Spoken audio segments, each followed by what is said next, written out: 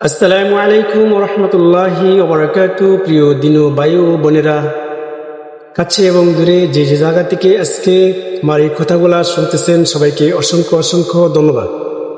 আজকে আমি আপনাদের কাছে এমন একটি দোয়া নিয়ে হাজির হয়েছি, উপস্থিত হয়েছি, যে দোয়াটি পাঠ করলে আপনার দোয়া কবুল হবে ইনশাআল্লাহ।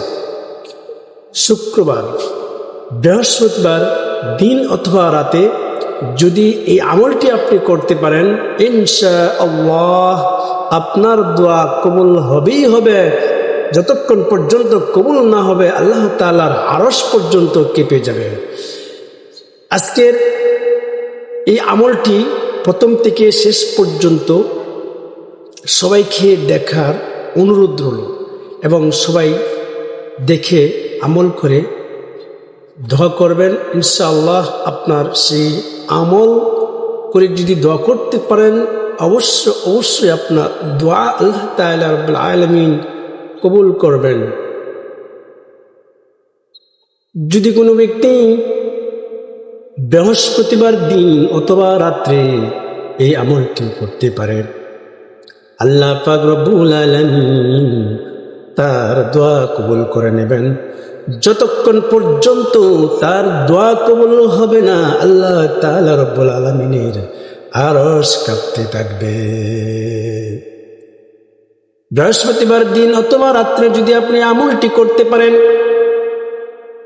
আপনার দোয়া ফিরিয়ে দেওয়া হবে না, আপনার দোয়া কবুল হবে 100%, তাতে কোনো সন্দেহ নাই। আপনি যে কোনো সময় 2 রাকাত নামাজ পড়ে আল্লাহর কাছে যার যার করে চাইবেন, এই দোয়াটি পরে 11 বার দোয়াটি পাঠ করবেন।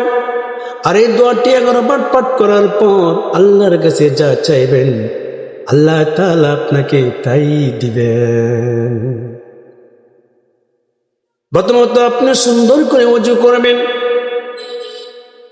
নবী করিম সাল্লাল্লাহু আলাইহি ওয়াসাল্লাম বলেছেন, যদি কোনো ব্যক্তি সুন্দর করে ওযু করে, আল্লাহ তাআলার হুকুম নবীর সুন্নত তরিকায় ওযু করার পর যদি কোনো ব্যক্তি এই কালিমায়ে শাহাদাত পাঠ করে, ওই ব্যক্তির জন্য জান্নাতের 8টি দরজা খুলে দেওয়া হয়। সুবহানাল্লাহ। যদি কোনো ব্যক্তি উত্তম রূপে ওযু করার পর কালিমায়ে শাহাদাত পাঠ করে, আল্লাহ পাক রব্বুল আলামিন তার জন্য জান্নাতের 8টি দরজা খুলে দেন। সুবহানাল্লাহ। কালিমায়ে শাহাদাত, আশহাদু আল্লা ইলাহা ইল্লাল্লাহ ওয়াহদাহু লা শারীকা লাহ ওয়া আশহাদু আন্না মুহাম্মাদান আবদুহু ওয়া রাসূলুহু। এই বাক্যগুলা, এই কালিমায়ে শাহাদাত যদি ওযু করার পর আপনি পাঠ করেন, আপনার জন্য জান্নাতের 8টি দরজা খুলে দেওয়া হবে। সুন্দর করে ওযু করে কালিমায়ে শাহাদাত পাঠ করবেন। 2 রাকাত নফল নামাজ আপনি আদায় করবেন। 2 রাকাত নফল নামাজ আপনি যেরকম ভাবে নফল নামাজ আদায় করেন, ওইরকম ভাবে 2 রাকাত নফল নামাজের নিয়ত করবেন। নিয়ত করে আল্লাহ পাক রব্বুল আলামিনকে হাজির নাজির জেনে নামাজে দাঁড়িয়ে যাবেন। নামাজে দাঁড়িয়ে যাবেন, আল্লাহু আকবার বলে আপনি নামাজে দাঁড়িয়ে যাবেন।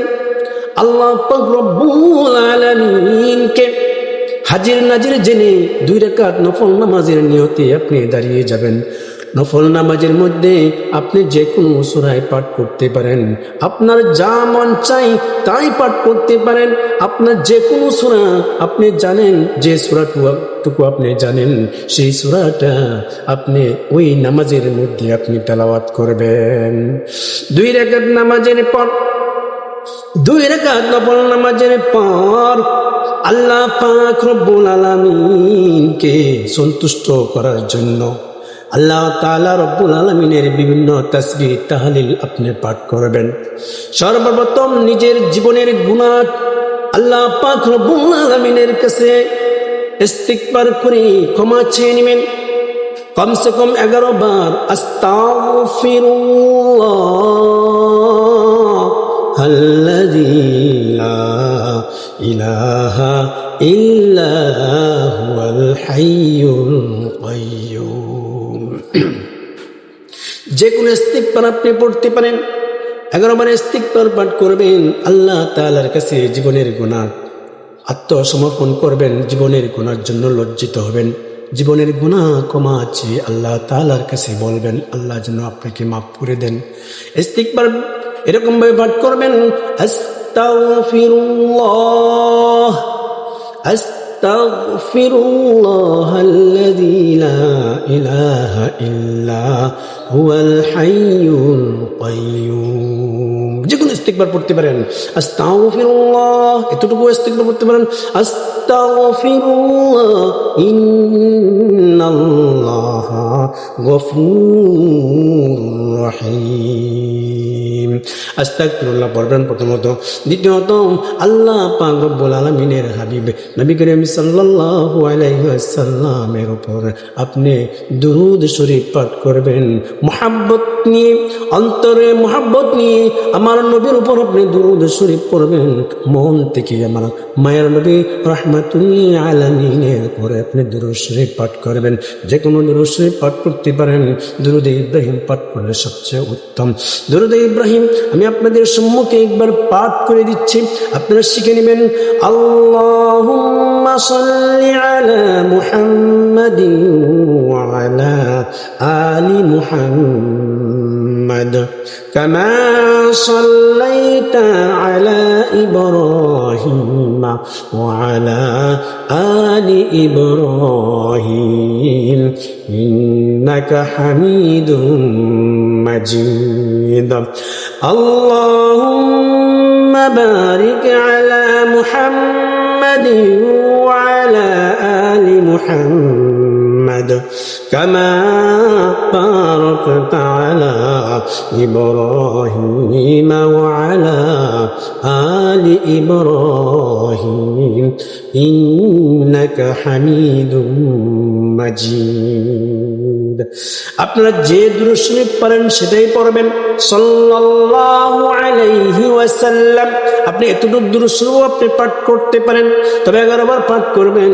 দ্বিতীয়বার আপনি প্রথম অবস্থায় আল্লাহ তাআলার কাছে ইস্তিগফার পাঠ করবেন, ক্ষমা চাইবেন। দ্বিতীয়বার আল্লাহ পাক রব্বুল আলামিনের হাবিব নবী করিম সাল্লাল্লাহু আলাইহি ওয়াসাল্লামের উপরে আপনি অন্তর থেকে ভালোবেসে দুরূদ শরীফ পাঠ করবেন। যে কোনো দুরূদ শরীফ হতে পারে, যে কোনো দুরূদ শরীফ আপনার জানা আছে সেই দুরূদ শরীফ আপনি নবী করিম সাল্লাল্লাহু আলাইহি ওয়াসাল্লামের উপরে কি করবেন? পাঠ করবেন। তারপরে এই ছোট্ট দোয়াটি 11 বার পাঠ করবেন। এই দোয়াটি যদি আপনি 11 বার পাঠ করেন, আল্লাহ পাক রব্বুল আলামিন আপনার মনের আশা বাসনা আপনার দোয়া কবুল করবেন। ততক্ষণ পর্যন্ত আল্লাহ তাআলার আরশ কাঁপতে থাকবে যতক্ষণ পর্যন্ত দোয়া কবুল না হয়। সেই দোয়াটি 11 বার পাঠ করবেন। লা ইলাহা ইল্লাল্লাহ, 11 বার। লা ইলাহা ইল্লাল্লাহ, লা ইলাহা ইল্লাল্লাহ। এরকম ভাবে 11 বার পাঠ করার পরে সবটা একবারে পাঠ করবেন। লা ইলাহা ইল্লাল্লাহ মুহাম্মাদুর রাসূলুল্লাহ। এই কালিমাটি এত গুরুত্বপূর্ণ, এত ফজিলতপূর্ণ। নবী করিম সাল্লাল্লাহু আলাইহি ওয়াসাল্লাম বলেন, এই কালিমা যদি এক পাল্লায় রাখা হয়, আর সারা দুনিয়া এবং পৃথিবীর আসমান জমিন যদি এক পাল্লায় রাখা হয়, এই কালিমার ওজনের পাল্লা ভারী হয়ে যাবে। মুসা কালিমুল্লাহ আল্লাহ পাক রব্বুল আলামিনের কাছে বলল, হে আল্লাহ আমার রব, আমাকে এমন একটি বাক্য শিখিয়ে দিন যে বাক্যটি অন্য কাউকে শেখার নাই, আমি আপনাকে সেই বাক্য ধরে যেন রাখতে পারি। আল্লাহ পাক রব্বুল আলামিন বললেন, তুমি আমার সঙ্গে পড়ো, পাঠ করো। লা ইলাহা ইল্লাল্লাহ। মুসা কালিমুল্লাহ পাঠ করে বললেন, হে আল্লাহ, এই কালিমা তো সবাই জানে, সবাই পড়তে পারে, আমাকে স্পেশাল বলেন। আল্লাহ পাক রব্বুল আলামিন বলেন, হে মুসা, তুমি জানো না এই কালিমা আসমান জমিন তার চেয়ে এই কালিমার ওজন বেশি। যদি এই কালিমা এক পাল্লায় রাখা হয়, আসমান জমিন সারা পৃথিবী এক পাল্লায় রাখা হয়, কালিমার ওজনে ওই পাল্লা ভারী হয়ে যাবে। সুবহানাল্লাহ। এই কালিমাটা আপনি 11 বার পাঠ করবেন। এই কালিমা যতক্ষণ পর পাঠ করবেন ততক্ষণ পর্যন্ত আল্লাহর আরশ কাঁপতে থাকবে, দোয়া কবুল হওয়ার আগ পর্যন্ত। এই জন্য ভাই দোস্ত বুজুর্গ, একবার আপনি আমলটি করে দেখেন, আপনার মনের আশা বাসনা, আপনার দোয়া আল্লাহ পাক রব্বুল আলামিন কবুল করে নেবেন। এরপরে আবার আস্তাগফিরুল্লাহ পাঠ করবেন, আবার দুরূদ শরীফ পাঠ করবেন, যে কোনো দুরূদ শরীফ পাঠ করবেন। তারপরে আল্লাহ পাক রব্বুল আলামিনের কাছে দুই হাত তুলে আল্লাহ পাক রব্বুল আলামিনের কাছে এভাবে দোয়া করবেন। দুটি হাত তুলে এরকম ভাবে আল্লাহ পাক রব্বুল আলামিনের কাছে দুটি হাত তুলে দোয়া করবেন। সর্বপ্রথম আল্লাহ পাকের সিফাতি নামগুলো আপনি জোরে জোরে পাঠ করবেন। আল্লাহুম্মা আনতাস সালাম ওয়া মিনকাস সালাম তাবারাকতা ইয়া যাল জালালি ওয়াল ইকরাম, ইয়া যাল জালালি ওয়াল ইকরাম। এই বাক্যটা আপনি কয়েকবার পাঠ করবেন, আল্লাহর নামটি ইয়া যাল জালালি ওয়াল ইকরাম। তারপরে আপনার মনের যে চাওয়া, যে পাওয়া, যে আশা, সেই আশা নিয়ে আল্লাহ তাআলা রব্বুল আলামিনের কাছে আপনি পেশ করবেন। যতক্ষণ পর্যন্ত আপনার দোয়া কবুল না হবে ততক্ষণ পর্যন্ত আল্লাহ তাআলার আরশ কাঁপতে থাকবে। আপনার চোখের পানি জোর জোর করে ছেড়ে দিয়ে মনের আশা আপনি আল্লাহ তাআলা রব্বুল আলামিনের কাছে চাইবেন এবং বলতে থাকবেন। আল্লাহ তাআলা আপনার দোয়া অবশ্যই কবুল করে নেবেন। এইরকম ভাবে যদি আপনি আমল করতে পারেন, ইনশাআল্লাহ অবশ্যই আপনার দোয়া আপনার কবুল হবেই হবে। আপনার মনের আশা, মনের বাসনা, আপনার যা চাওয়া আল্লাহ রাব্বুল আলামিন কবুল করে নেবেন ইনশাআল্লাহ। দিনী ভাই ও বোনেরা, সবাই এই আমলটি করার চেষ্টা করবেন।